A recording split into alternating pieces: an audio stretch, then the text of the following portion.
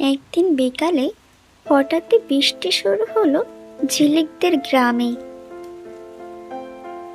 দেখেছিস পিপলু, আজ কেমন বৃষ্টি হচ্ছে। আজ আর বিকালে বাইরে খেলতে যাওয়া হলো না, কেমন অসহ্য লাগছে। হ্যাঁ ঝিলিক, তুমি ঠিক বলেছ, খুবই অসহ্য লাগছে।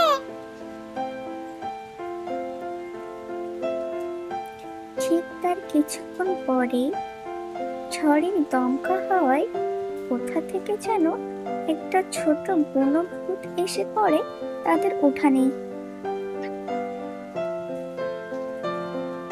অ্যাঁ, এটা কি?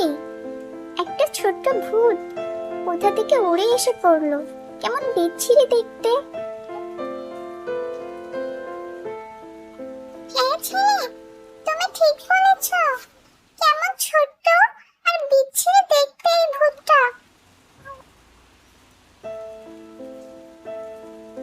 এই যে, তুমি কি শুনছো? তুমি কি ভূত? মানুষকে ভয় দেখানো ভূত? তোমার নাম কি? কোথায় থাকো? কোথা থেকে এসেছো তুমি এখানে? না, ওসব পুরনো ধারণা। আমি হলাম বন্ধুত্ব তো। আমার কাজ হলো বন্ধু বানানো আর সাহায্য করা। কিন্তু ওই ঝড়ে আমার গাছের ঘর থেকে কোথায় এসে পড়লাম। এখন আমি হারিয়ে গেছি। আর আর আমার তো এখনো পুরোপুরি ভূত হওয়ার ক্ষমতাগুলোও আসেনি। এখন আমি কোথায় যাব? কি করব? আমি তো ভীতিকর আওয়াজও করতে পারি না, আর পড়তেও পারি না। আরে বাহ, এটা দারুণ তো। বন্ধুত্ব তো, এটা নতুন শুনলাম। ঠিক আছে, চলো, আমরা তোমাকে সাহায্য করব তোমার ঘর খুঁজে দিতে। তুমি কান্না করো না, তোমার ভয় নেই।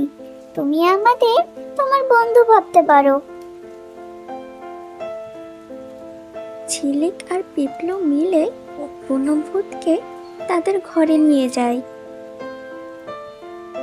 আচ্ছা, এবার ঠিক করে বলো তো, তোমার বাসা কোথায়? কোথা থেকে বা এসে পড়লে? কোথায় থাকতে?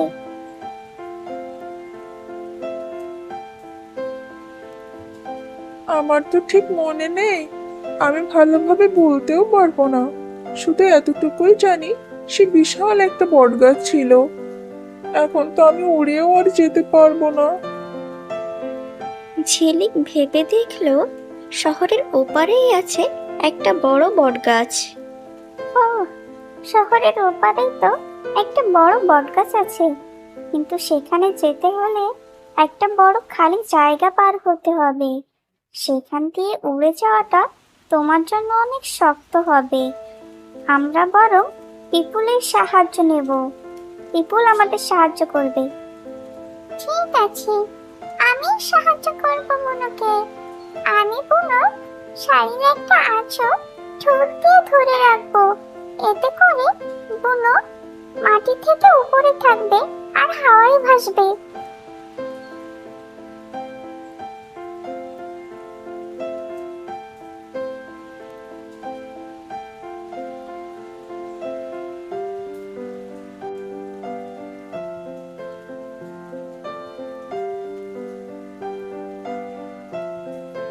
পিপুল, সাবধানে, সামনে অনেকগুলো বড় বড় গাছ আছে।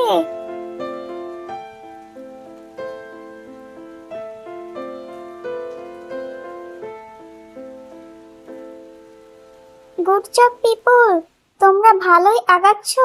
সাবধানে যাও।